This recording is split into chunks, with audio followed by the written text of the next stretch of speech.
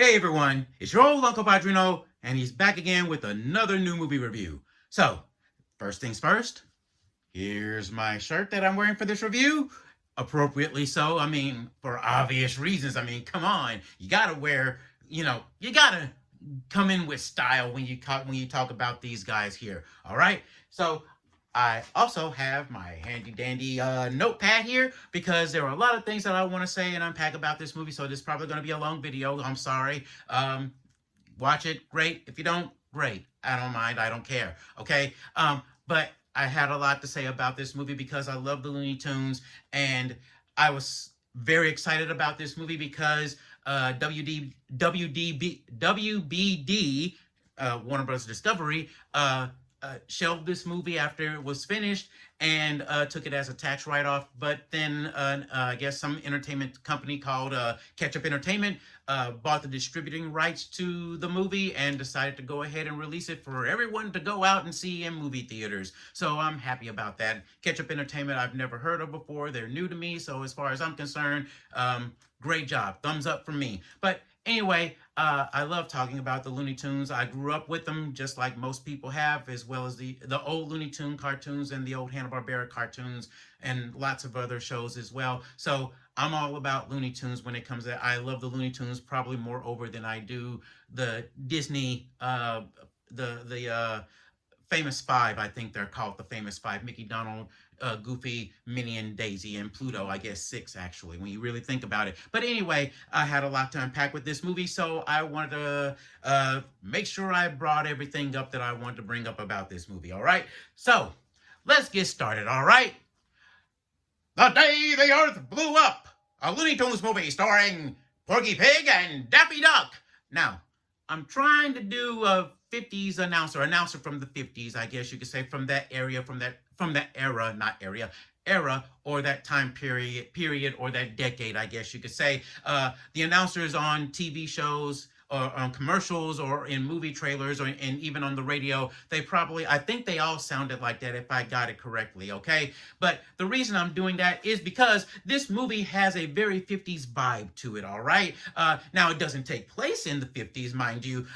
They do have modern tech, like computers and smartphones and whatnot. So, it doesn't take place in the 50s, but it does have that 50s vibe to it, especially the sci-fi 50s feel to it. The kind of...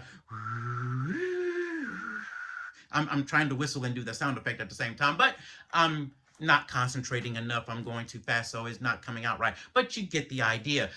With movies like The Day the Earth Stood Still, which... the title of this movie is a parody of that movie's title, and The Invasion of the Body Snatchers, or War of the Worlds. And even the movie, but I'm talking about the movie, not the original radio play. But I guess you can consider the original radio play that was narrated by Orson Welles. Yes, that had the world, and the entire nation, and maybe even the entire world in a panic.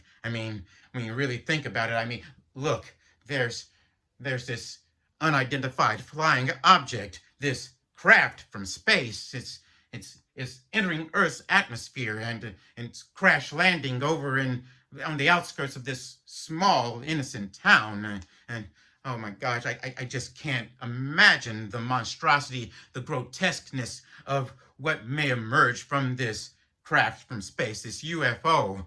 And the havoc that creature will wreak around this small, innocent town and to its people, and quite possibly to the world. Yes. So, yeah, I guess you can consider it like a 50s type feel to it, and that's where I'm getting the impression from. That's why I'm doing all of this. All right.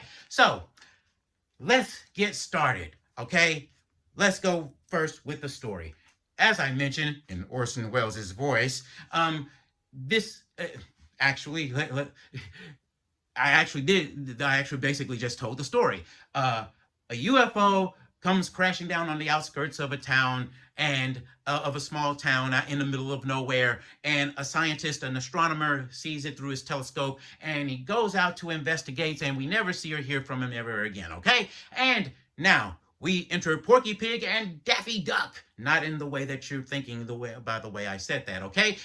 But they're best buds. They grew up together. They've known each other since they were babies, all the way up to now as the adults, okay? So they're housemates. They own a home, all right? And it's time for the annual city inspection, okay, of their home. If anything happens, if the inspector finds anything wrong, well, they are going to demolish their home and take it. Well, they're going to kick them out and demolish the home. All right. So they do all of the repairs around the house and do whatever they can and whatnot to the best of their abilities, to the best way that Porky and Daffy know how. All right. And the inspector comes in and does the inspection and it fails. Why? Because the roof, it's not on fire, and no, they didn't watch it burn, despite what the song says. Well, they can't watch it burn technically when it's not on fire, but there's a gigantic hole in the roof, and so they have to fix that hole in the roof. If they don't, then the city will condemn their home and demolish it. So there's your ticking clock right there. So Porky and Daffy, they don't have any jobs, okay? So they take on random odd jobs and to earn money so they can repair the hole in their roof so they can keep their home. During that time, they run into a character named Petunia Pig, okay? And Porky is smitten with her, all right? But on the other side of this, Daffy, see, he's a UFO conspiracy theorist, okay? And he's been watching all kinds of UFO conspiracy theory TV shows, all right? So he begins to notice strange things going on around the town and weird things that people are doing. So he's convinced that something is wrong. So he has to convince Porky and Petunia that there's something wrong, and that leads to looniness and comedy and action and adventure all ensues, okay? So, will Porky Pig, Daffy Duck, and Petunia Pig save the world?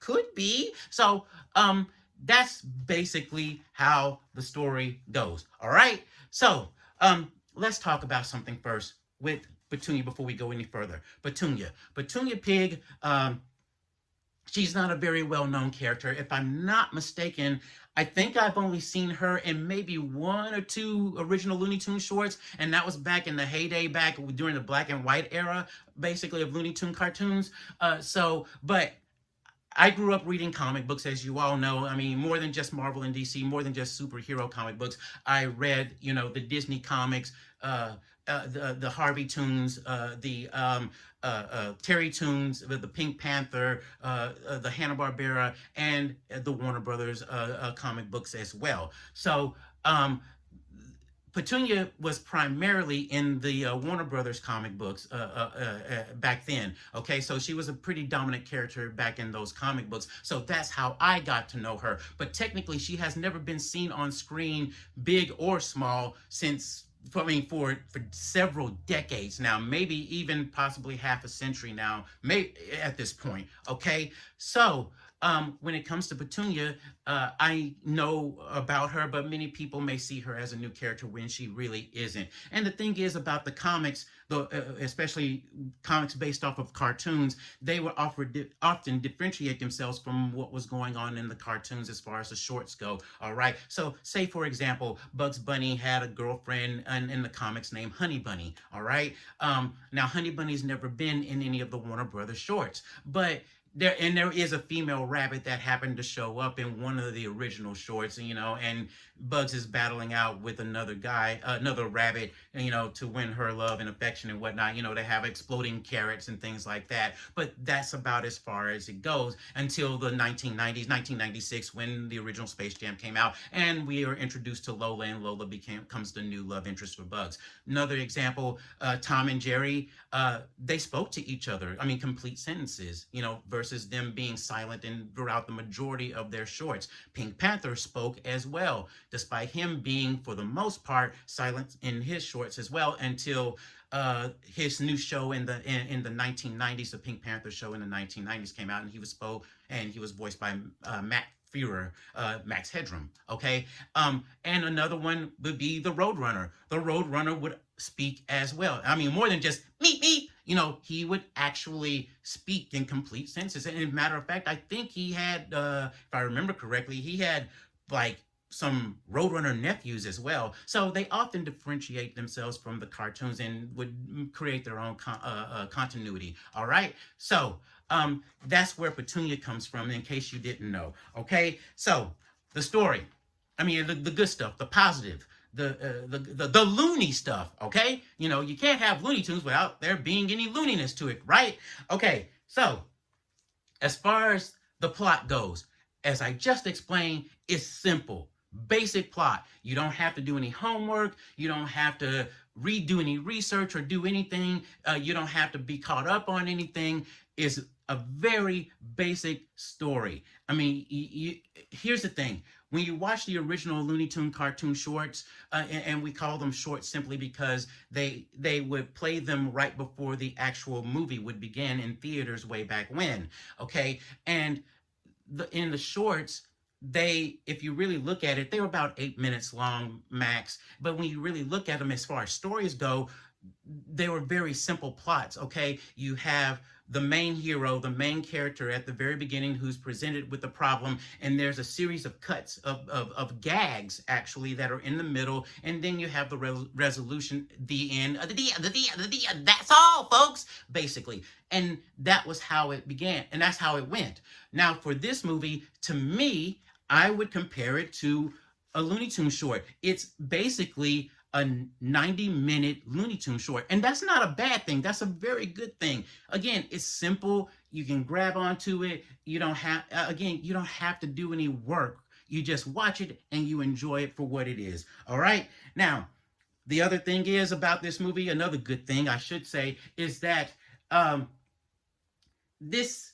it pairs Porky Pig and Daffy Duck together again. Okay, now most people don't know, most people don't remember, or maybe don't know, but Porky Pig and Daffy Duck have always been a duo. If you look at the original shorts, they would always team them up together pretty often. Okay, so this isn't a new thing here, and this is why they have their own movie together, because it's just not unusual for them to team up with each other. Porky is basically the straight man and Daffy is the crazy one. So it's kind of like the odd couple in a sense, all right? So, I mean, and this was such a common thing that in the 90s, well, in the very late 80s, very early 90s with Tiny Toon Adventures, not Tiny Toons University, do not watch that show. That show is bad. It's not even remotely funny. It's an insult to what came before it from Tiny Toon Adventures, okay? That's your public service announcement, PSA, all right? And now you know, and knowing is half the battle, G.I. Joe, okay? So, in Tiny Toon Adventures, and I know a lot of people did not like Tiny Toon Adventures because they thought that, these were baby Looney Tunes to an extent, or maybe to an extent, the offspring of the original Looney Tune characters, but they weren't. They were their own characters that happened to look similar to their counterparts, and they had some similarities, but they had enough differences as well. But they wanted to grow up and become the funny characters that the original Looney Tune characters were. So they were being taught and mentored by their role models, basically, at Acme University. So Buster Bunny was being mentored by Bugs Bunny. Plucky Duck was being mentored by Daffy Duck. Hampton, not Hampton, no P. Take out the P. It's Hamton. Hampton. It really bothers me when people misspell his name or mispronounce his name, especially when you look at the end credits and it's actually spelled correctly. Hampton, voiced by the late, great Don Messick, okay? And so in Tiny Toon Adventures, they would often, in some episodes, team up Hampton and Plucky together, just like they did with the old Looney Tune cartoons. So that it was a very common thing, and I think that was a good thing to have this movie and have them do that with this movie. All right. So the other thing is, this movie pays homage to what's come before it. All right. This, especially with these two, if back in the heyday, back when Warner Brothers Animation kind of first got started, was still getting settled, basically, you had two animators that got their kind of had their hand in it and kind of got their start in it as well. So two in particular are Bob Clampett and Tex Avery. Bob Clampett and Tex Avery, if you don't know who they are, look them up. You'll learn more about them, okay? So you have Bob Clampett. Both of them actually had their hand in creating and developing Porky Pig and Daffy Duck and Bugs Bunny as well. If you remember the old Looney Tune cartoons, especially again the black and white ones, where Daffy and Bugs both are actually kind of loony and jumping around and all that sort of stuff, it's because of those two. Bob Clampett, if you don't know him, he worked on a lot of stuff from Warner Brothers as well, but he also went off on his own to do his own thing. But he's most most famously known for by your parents, or maybe your grandparents, or maybe even possibly your great grandparents, depending on how old you are and they are. He was responsible for creating a show called Benny and Cecil. Benny and Cecil, the C6 Sea Serpent. Okay, and so he's basically known for that, which was a TV show that came on, oh wow, maybe back in the 50s or 60s, maybe even possibly the 70s. I can't remember. There's probably two different renditions of it, actually, now that I think about it. But Tex Avery, born and raised in Dallas, Texas, hence his nickname, Tex.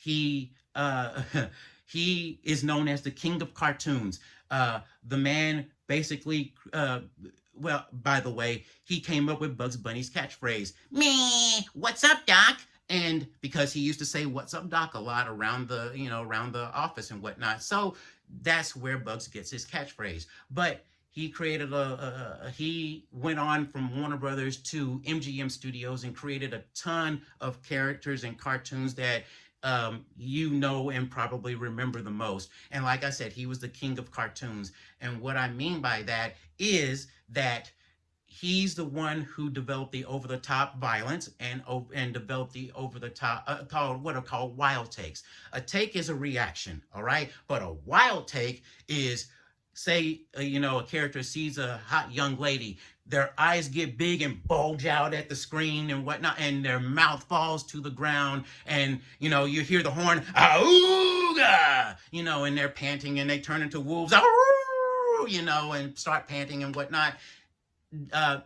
And if they get frightened, for example, they would come apart, their bodies would come apart at the seams and whatnot. So that was him. And again, the over-the-top violence. So you have, a character getting flattened by a bathtub or a safe or a piano or a car or a battleship or an airplane or a rocket. I mean, that was him. But he created some of the most memorable cartoons for MGM. He created Screwy Squirrel, which he hated. He created Droopy. He created Red Hot Riding Hood. He did the cartoons Blackie and the Cat Who Hated People, and the other two cartoons where the baby taxi cab wants to be a hot rod car, or the baby airplane wants to become a jet. That he did those cartoons. He went on to work for Walter Lantz, who created Woody Woodpecker and Andy Panda, and he created Chilly Willy for him. The last thing he did was in the very early 80s, he created a show working for Hanna-Barbera called Quickie Koala. So that was the last thing that he worked on. So you know these people's work, and they had a hand in all of this. And this movie pays homage to those two guys. I mean, and that brings me to the next part about this, okay, which is the animation. And that's why I brought those two guys up, because the animation is wonderful in this. Now, that is a positive, but there also is a negative to that, and I'll explain. But the animation is wonderful in this, okay? I mean, it's great to see 2D / hand-drawn animation again, okay? And that was another positive as well. The fact that there's no there's no CGI computer animation used in this. If there is, I didn't notice it, but it's all hand-drawn animation by computer, mind you. They don't use the old paper and pencil technique anymore, but they still do material, I should say. They don't use pencil and paper as material anymore in cells, but they use computers now to do hand drawn animation now. But the animation is wonderful, and I really appreciate it. I miss watching animated movies now that are hand drawn now.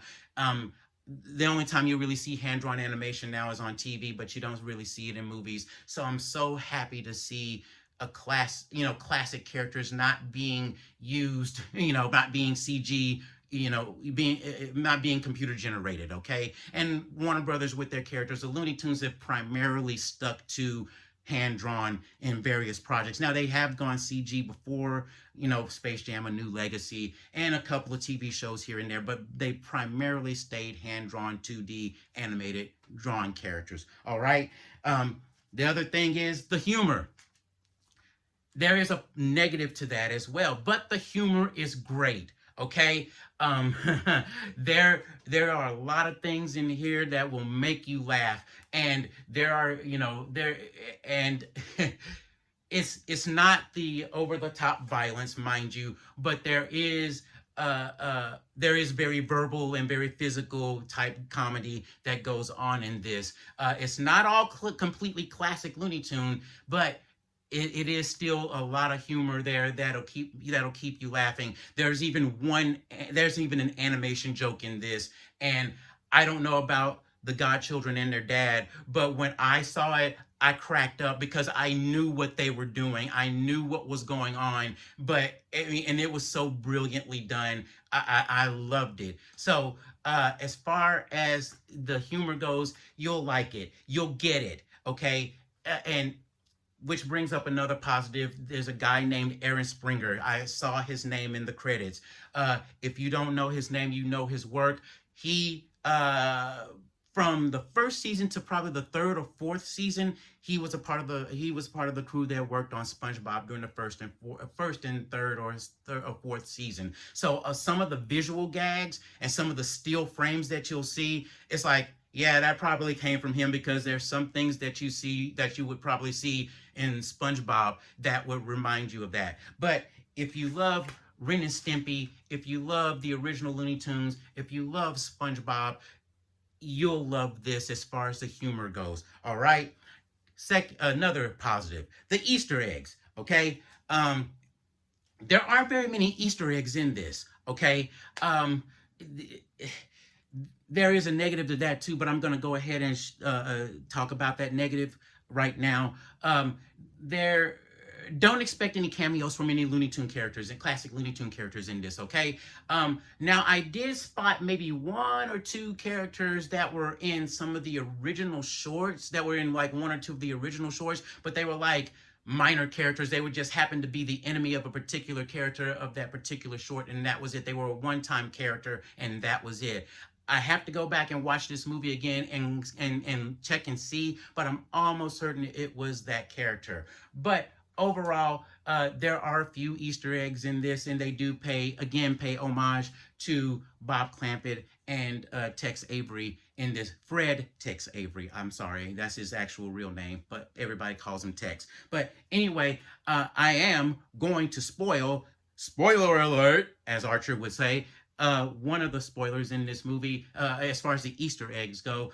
Ruth Clampett, the daughter of Bob Clampett, does have a voiceover role in this. It's a cameo in it, but I thought that was great. I mean, again, it's paying homage. All right. So having said that, that leads me into the next positive, the voice actors. Okay. The best part about this, as far as the voice actors go, there are no celebrities in this. Now, you can consider probably Wayne Knight and Lorraine Newman. Wayne Knight, if you know him from Seinfeld and the very first Jurassic Park, the original Jurassic Park movie, all right? But he hasn't really done very much on-screen work. Like, oh yeah, he was in Space Jam, the first Space Jam as well. But he doesn't really do too much on-screen work anymore. And he's been doing voiceovers for a good while now, probably since I want to say the late 90s. all the way up to now. So I don't really consider him like a celebrity. Lorraine Newman, I think if you remember her, I think she's from Saturday Night Live, a Saturday Night Live alumni from way back when, but she's in this as well. There are some other voice actors as well, like Scott Menville. Scott Menville, you know him primarily as the voice of Robin from on Teen Titans and Teen Titans Go. But he's done all kinds of work. Zach from Where on Earth is Carmen Sandiego, the animated series version of the game and the game show rather, and Red Herring on A Pup Named Scooby Doo. You know, I think he was the voice of Johnny Quest at some point as well. So you know his work as well. Fred Tatasciore is another one. Fred Tatasciore, he's done all kinds of voice work for video games, for all kinds of video games and all kinds of animated shows as well. You know him primarily as the voice of the Hulk. In animation and in video games, not in the movies or in the TV shows, in the live action TV shows. He's been the voice of the Hulk for the past, I think, 20 years now. Like I said, for cartoons and video games primarily. All right, so it's great to see that, you know, they didn't hire celebrity. If there are any celebrities in this, I don't know who they are and I don't care. I paid attention to the professional voice actors who I really adore. Okay, now let's get to the stars of the show. But ladies first, we're going to talk about Candy Milo. Candy Milo is the voice of Petunia Pig in this, and she gives her, she does a wonderful job. I think she's probably only the second voice for Petunia at this point. Like I said, it's been decades since Petunia's been on screen, small or large, okay? But she does a wonderful job doing Petunia Pig's voice. You know her as the voice of, I discovered her primarily from Tiny Toon Adventures. She was the voice of Sweetie Bird, who was being mentored by Tweety Bird, of course. But she's also been in movies and in commercials and things like that. But her voiceover role, I think, some voiceover roles that she's done is in the movie called Cool World, which was Ralph Bakshi's counter to Who Framed Roger Rabbit. Don't watch that movie. It's not for kids. It's primarily for adults, and truth be told, it's not that good of a movie either. But she's been the voice of Astro Boy in one incarnation. If you watch this cartoon on Saturday mornings called Mucha Lucha, she was the voice of the Flea, my favorite character from that show. In Foster's Home for Imaginary Friends, she's Madam Foster, she's Coco, and she's Cheese as well. So, and she's Rudy's friend in Chalk Zone as well. But she's also the current voice of Dexter in Dexter's Laboratory. Not Dexter from Showtime, but Dexter from Dexter's Laboratory. Okay, I have to bring this up. The original voice of Dexter's Laboratory, of Dexter from Dexter's Laboratory, is Christine Cavanaugh, a young lady named Christine Cavanaugh. You know her as the voice of Oblina from Real Monsters, Bunny Rabbit from Sonic the Hedgehog, the Saturday morning episodes. She was the voice of oh crud, I can't think of the name right now. Sorry. Chucky. She was the original voice of Chucky in Rugrats. Okay, but she's most famously known for the original voice of Goslin Mallard in the original Darkwing Duck cartoon. Perfect casting. Perfect casting. No one can ever take that woman's place as far as being the voice of Goslin. She owned that character. She owned that role. She was also the voice of Babe the Pig in the first Babe Babe movie. Okay, so but she decided to retire early, and she moved away back to her home state and hometown, I think, and several years later she passed away. But when Cartoon Network wanted to make more new episodes of Dexter's Laboratory, and you can tell the difference between the old episodes and the new episodes as far as design and animation goes, they brought in Candy Milo to fill in the shoes, and she's been the voice of Dexter ever since then. Okay, so she's also, now that I bring it up, she's also the current torchbearer for Granny and from the Sylvester and Tweety cartoons, and Witch Hazel from the Bugs Bunny cartoons as well. Now, the original voice for Granny was Bea Benadette, but then a young lady named June Foray, right here. I've read this book cover to cover many times. But she was the original voice of Witch Hazel. She did a ton of voiceovers for practically all of the animation companies, basically. There may be one or two that she probably didn't make, but she's famously known for being the voice of Rocky the Flying Squirrel and Natasha Fatale of Rocky and Bullwinkle and Friends show, basically. All right. So she's now the current torch bearer for June Foray as far as some of the Looney Tune characters go that she's done in the past. Okay. Now let's get to Eric Bauza. Eric Bauza. He was once a cartoon animator. He worked at one of the studios and he decided to jump in for voice acting. The man is brilliant. He has an incredible talent. I mean, he can match voices like that. It's like, wow. I mean, he can match Mel Blanc, Don Messick, Paul Winchell. He even filled in for Antonio Banderas as the voice of Puss in Boots in the Puss in Boots series that streamed on Netflix several years ago. Does wonderful voice matches. He has his own voices as well. He did the voice of Foop, the anti-poof from Fairly Odd Parents. He was in a show called Breadwinners, but he's currently the voice of Woody Woodpecker. I mean, he can match just about any voice. He even did Fenton Crackshell and Gizmo Duck in the DuckTales remastered video game. That's how good he is. Hamilton Camp, by the way. But that's how good he is. And in this, with Porky Pig and Daffy Duck, with him being the voices of both titular characters, I said titch. But anyway, he does an absolute wonderful job with with those characters. He is incredibly good. And one of the things that I really like about him is that he acknowledges who came before him. Okay, he's when he goes on and when he wins awards or when he goes on to TV shows or radio shows or whatnot, he always said, because, and that kind of upsets me a little bit, and I'll get to that in a little bit, but he always says, no, it wasn't me, it was Mel Blanc. And Mel Blanc, if you don't know this man, and you all should by now. Anyway, I've had this book since I was in my early teens, read it cover to cover several times. Okay, so never met the man. Sure wish I could have though. But Mel Blanc, he was the original voices for the majority, not all, the majority of the Looney Tune characters that were created. Okay, he also was the voice of Barney Rubble. Hiya, friend. And he was the voice of Mr. Spacely on the Jetsons. He was the voice of Twiggy the robot on Buck Rogers, the live-action Buck Rogers show. You're my hero, Buck. And and he was the voice of Heathcliff, the original voice for Heathcliff. He was the voice of Speed Buggy. I mean, okay, think, zoom, zoom. I mean, that was him. I mean, incredibly talented man, but everybody knew who he was. He put himself out there, and so he was recognized. Now, here's where I go. Because I'm a little disappointed, because to a degree, okay?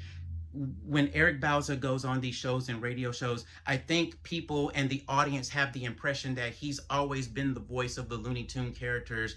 And, even though he's awfully young and doesn't look a day over 30, and it's just like, no, he always brings it up. That was Mel. And so here's how I would say this. Ever since Mel Blanc passed away in 1989 and all the way up to this point with Eric Bauza, there were a ton of voiceover actors in the industry who carried the torch, okay? And the vast majority of them don't get recognized and never were recognized in the past. And so it bothers me when, people just look directly at Eric Bauza but don't acknowledge the fact, like I said, he does, but they don't acknowledge the fact that it was these guys, okay? And I have a list.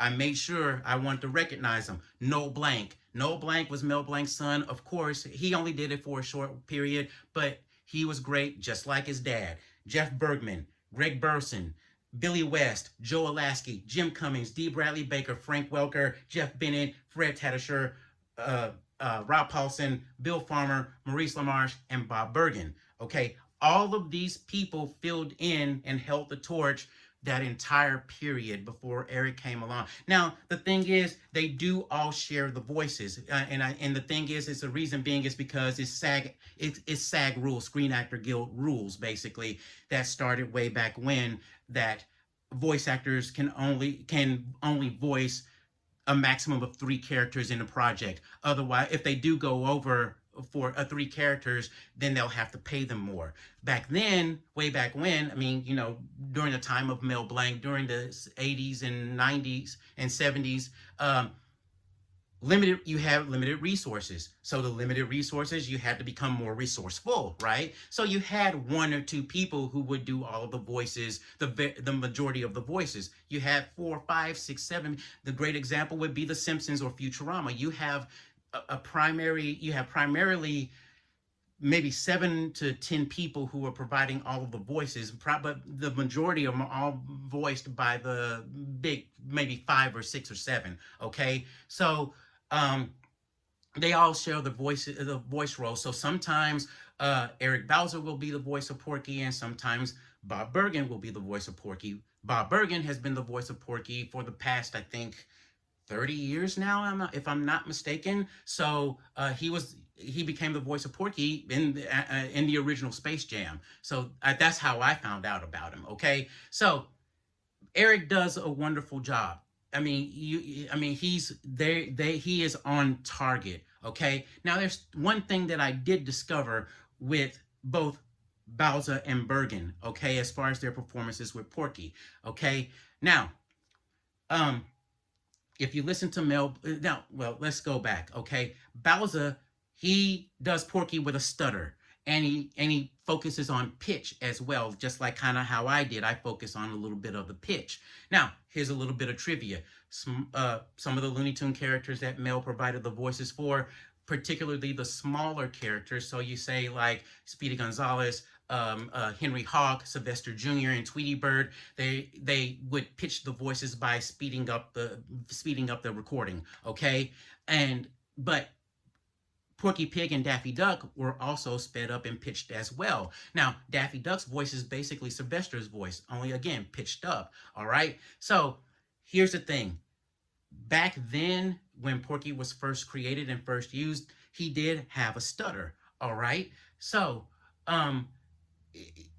Bowser focuses more on the stutter. Okay. So and the original voice actor did have a stutter. And so they had to eventually let him go because there was too much time getting through scripts, number 1, and number 2, animating a stutter, it costs more money because there's more drawing involved and more resources being used. So they had to let him go, so they brought in Mel to go ahead and do it. Now, Mel has told the story several times, in the past. He says, well, I went to a farm and I saw the pigsty and I rolled around in the mud with the pigs a little bit and got all muddy and dirty and nasty. And then I got home and took a shower, and then I kind of discovered that, the way they grunt is, and that's how I became Porky Pig. And that's how he did it. Okay. Now, with Bob Bergen has mastered Porky's stammer. Okay. But he doesn't focus on pitch as much. His pitch is slightly lower. So, I guess it's about personal preferences. Okay, there are when you look at most characters, 9 times out of 10, I would say they have 2 voices. Either you have the same actor, but you have the young version, the young actor when they were younger, and then you have the actor when they were older. So say for example, Mr. Spacely from the Jetsons, when Mel Blanc did Mr. Spacely. All right, Jetson, come into my office. I mean, I can't really do Mr. Spacely's voice when he was younger, but when they revived the Jetsons and they brought Mel back in, he didn't sound the same. He sounded like this. Jetson, get into my office now. Now I can do old Mel as Mr. Spacely. So, but there's also what? The second version is the other two voice actor. I mean, the other two voices you have for the same character is you have two different people voicing the same character. So you had Fred Flintstone, for example. Alan Reed was the original voice of Fred Flintstone. And then when he passed away, Henry Corbin became the voice of Fred Flintstone. They sounded very different. So that often happens. So you do have two different versions of Porky with Bob Bergen and Eric Bowser. All right. Now, here's where I'm going to go into a little more detail about Porky Pig. Now, Chuck Jones, if you don't know him, you know his work. He created Marvin the Martian, Wile E. Coyote and the Roadrunner. He created Pepe Le Pew. He created Michigan J. Frog as well. You know, hello my baby, hello my honey, hello my ragtime gal. You know, so but he also directed some of the most memorable cartoons as well. What's Opera Doc, Rabbit of Seville, the Rabbit Season, Duck Season trilogy, Duck Dodgers in the 24th and a half century, Duck Amuck and Rabbit Rampage, and One Froggy Evening, of course, as well. So, but he said himself, Porky doesn't stutter, he stammers, all right? Now, there is a difference between the stuttering and the stammering. Stuttering, the best analogy that I could come up with is think of a row of speed bumps all in a row, right after one after another, next to each other. All right, that's a stutter. Okay, so you're having problems, but you get through and you finish off the word and you finish off the sentence. Okay, so say for example, I can't get with you today, but I can definitely get with you tomorrow. Okay, that's a stutter. A stammer is different. A stammer is when, using this analogy, a row of speed bumps, but you hit a pothole, okay? That's basically it. So what you do is when you get stuck on a word, you replace that word with another word that means the same thing. So which hence the pothole, okay? So for example, I have to go to the restroom. I have to wash my clothes, wardrobe. That's what I meant to say, wardrobe.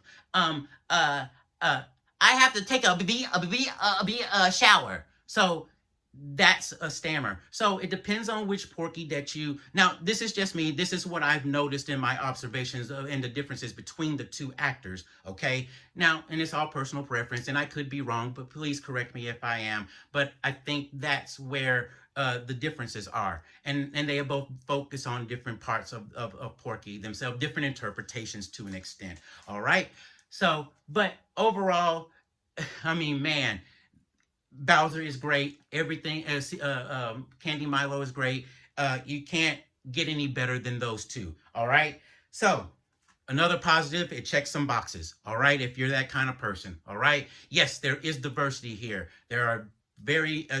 Sorry, I'm sweating. There are various people of color, and there are women. There are lots of women and things like that. So I mean, hey, if that matters to you, box checked. All right. Now, you know, I'm not one of those people that I grew up thinking that these cartoons were racist. You know, and even now at this age, I don't think these cartoons are racist. Okay, they're all funny. All right. So a lot of most people would probably think that they are, and again, the over-the-top violence and whatnot. And a lot of the Warner Brothers, classic Warner Brothers animators did come out and say in the past, hey, we didn't make these for kids. We didn't make them for adults either. We made them for ourselves. If we thought it was funny, we thought it was going to be funny for everyone else. So I never thought of it that way. My family never thought of it that way. Even now at this age, maybe they do now. Some of my family members may now, but I didn't. So for me, you know, even perfect example, Tom and Jerry, you know, Mammy Two Shoes. Thomas! You know, the black woman who lived in the house with Tom and Jerry that you would see every once in a while. That wasn't racist to me. Why? Because it was the truth. My mom, my grandmother, my great grandmother, and some, if not most, of my aunts, they spoke like that and looked like that to an extent as well. So it wasn't racist; it was the truth. All right, and yes, it could be just a Southern thing, but it doesn't matter. It was still the truth, and I didn't find any issue with it. And so, people looking on the outside may say, "Well, yeah, that is racist." Well, no, it's not. That's how it was. So it didn't bother me, and it didn't bother many of us at all, really, to be honest with you. So, um, that's another positive about this. Okay, excuse me. So all of those positives. Now let's jump onto the negatives. Okay, negatives. The animation, as I mentioned earlier, the animation is gorgeous. It's beautiful, but now, if you watch my review of the Lord of the Rings anime, War of the Rohirrim, I mentioned in that review that Warner Brothers had different parts of the movie sent out to be animated into several different animation studios in Japan. One for time and two for cost. Okay, and well, they did the same thing with this movie as well. Okay, now they didn't send them to different animation companies in Japan. They sent them to different animation companies or around the country and around the world, possibly. One of those companies being Titmouse. But Titmouse, you know that company. They worked on the Venture. They did the Venture animation for the Venture Brothers. They did the animation for Metalocalypse, and they did several other shows as well. What was that show called? Motor City. It came on Disney, and I think they did a couple of other shows. G.I. Joe, not Renegades, G.I. Joe Resolute. That was another one. So they're very well known, but when it comes to, as I mentioned in War of the Rohirrim, when it comes to the animation styles, they kind of clash just a little bit. Okay, you can almost tell the difference between which studio worked on which part of that movie. All right, and just like I said, animation studios, no matter where they are, they're all going to design the characters differently. They're all going to animate the characters differently, and there's going to be a huge difference. Okay, if I handed two artists a picture, if I got two artists and handed them a picture to draw, they're going to draw them exactly. They're not going to draw them exactly the same. They're going to be different. They're going to look different. They're going to be different. And so it's the same with animation companies. They're not going to all be the same. So they do kind of mesh together somewhat well and somewhat better than War of the Rohirrim did, but you can still tell the difference. Now, if you're an animation nerd and you have an artist eye, you can probably tell the difference. But for the most part, you probably won't be able to see too much of a difference. You may not if you're the average person. Okay, so that's one negative. Okay, other negative, and the over-the-top violence is not there. Okay, if you love the classic Looney Tunes cartoons, you know the over-the-top violence. All right, you're not going to get very much of that here. You're not going to. You're not going to get, being bashed on the head with a frying pan or a skillet, I should say, or a mallet, or you're not. You do get some bashing on the head, but it was by accident. It's not purposely. It's not intentional. It's not intentional. It was by accident. You do get some explosions and whatnot, but again, it's not on purpose. It's by accident for the most part. Okay. Now, I know most people with the classic Looney Tune cartoons, they do kind of say, well, that kind of sucks. You can't do the over the top stuff. And I understand and I agree. I think you should have the freedom to be able to do, whatever you want. It's animation. Okay. So, but I mean, it's just like with the new recent Looney Tune cartoons on HBO Max. Okay, everybody was complaining about Elmer Fudd not having a shotgun when interacting with Bugs Bunny. All right, but and I get it because he's a hunter. And that's the whole point. You're going out to hunt and you're going to carry a firearm with you. Okay, or most hunters may use a bow and arrow. It depends on the size of your prey, of course, but yes, that's a staple in Looney Tunes. You know, you have a character with a firearm. He's a hunter. He's gonna go after a game. He's gonna carry a firearm. Okay, that's it. But I also understand because during our age, it was the imitatable violence that they labeled it that got people worried and got a lot of parents, uh, uh, upset. Okay, imitatable violence meaning a kid can grab a frying pan and bash someone on the head and kill them. Grab a hammer and bash them on the head and kill them or off them. Sorry, unalive them. I can't say some things on YouTube. Sorry, but I let that slip. Okay, but anyway, so that's why they had to cut back on a lot of that stuff. Okay, but to me, that's part of what made Looney Tunes what they were. Again, this movie isn't short on funny. It is funny, but it's not the over the top violence. All right. Now, here's the thing. I and I think many people underestimate the intelligence of their kids. And for the most part, yeah, some people are right about their kids, being like, you're kind of. But I say that about many adults too. It's like, yeah, I don't know about that. But anyway, with me, I knew that stars and tweeting birds circling over a character's head meant pain. I think my dad taught me that a very, very, very long time ago, very early on. And it always just stuck in my head. So I always knew. And so I didn't try to do any of that stuff. But, you know, the one thing that I saw in a cartoon that I was trying to imitate was how did the Roadrunner's legs and feet move in a circular motion when he ran?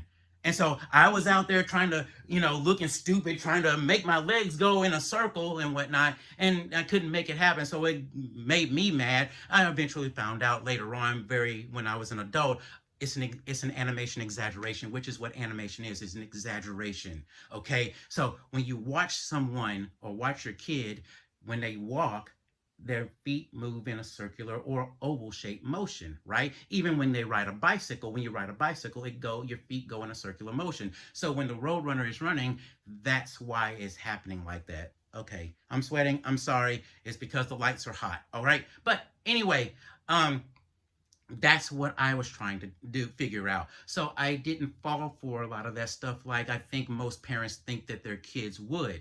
Now, here's the thing. Art imitates life, right?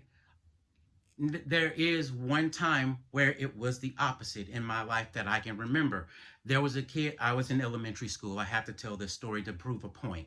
And when I was in elementary school, I can't remember what grade, had to be first, second, probably second or third grade, no more than third grade. But several classes, we all went to the circus and we saw the performance. And I don't know if they have it now in the circus, but there was a woman who was hoisted high above above up the ceiling of the circus tent, and there she was held up in the air by a leather strap around her face. Okay, primarily around this part of your head. Okay, the front part of your head. Okay, and she twirled around, making circular motions, doing that.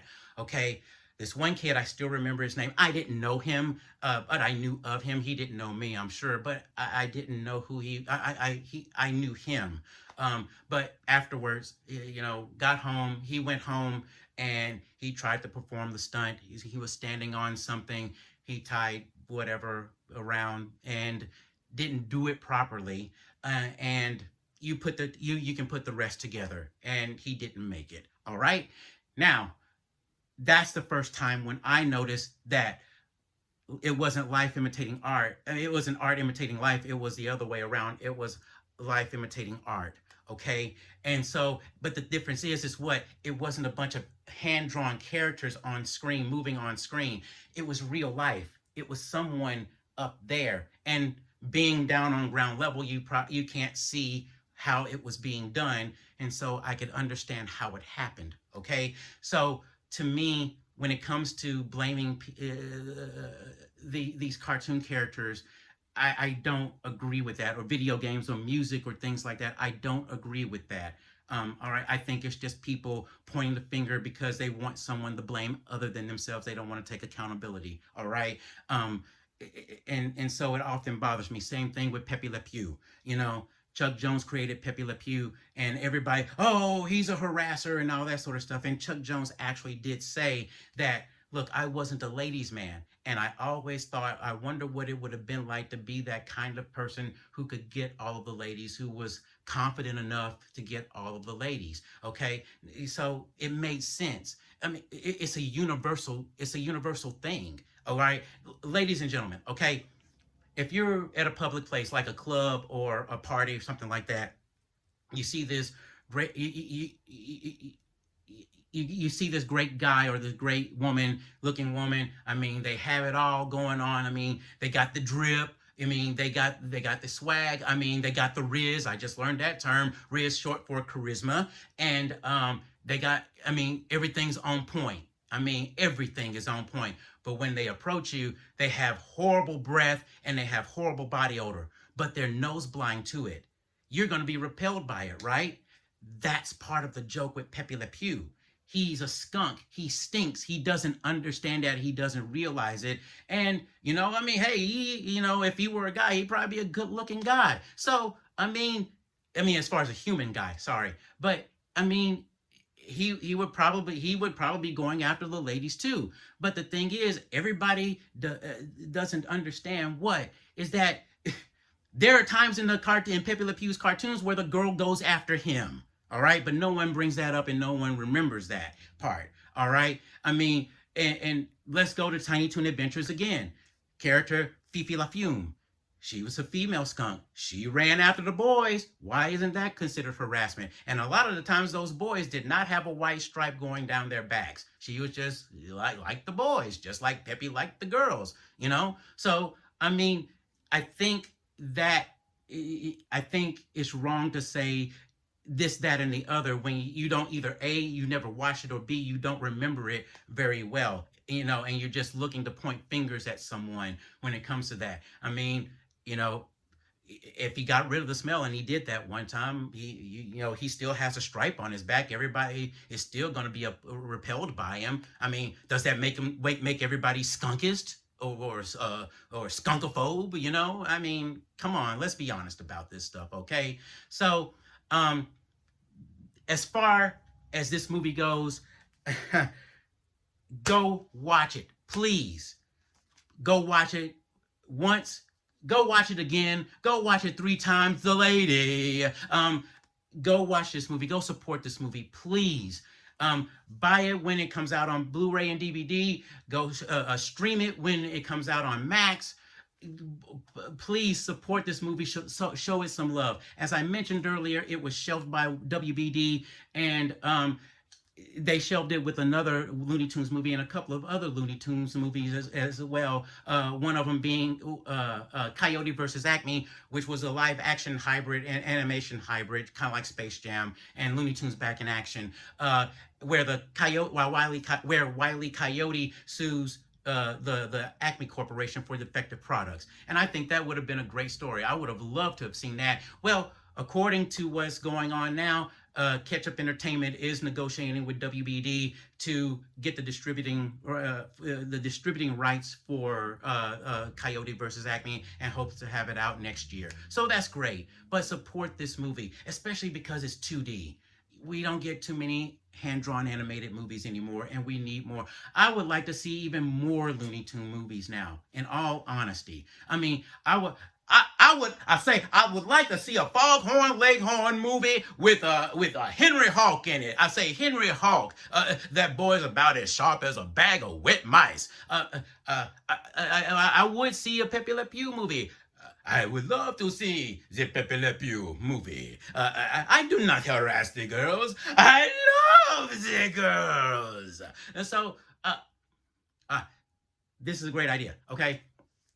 I would like to see an all-animated movie where Bugs Bunny's primary enemies, Elmer Fudd, Yosemite Sam, Wile E. Coyote, the Tasmanian Devil, Marvin the Martian, and Daffy Duck all team up and join forces with each other, kind of like the Sinister Six with Spider-Man, or the Fearsome Five with Darkwing Duck, or the Legion of Doom slash the Injustice League with the Justice League slash Super Friends. Okay, I would love to see that. I mean, that would be so cool. I mean, all right, with our powers combined, we can finally get that squirry rabbit.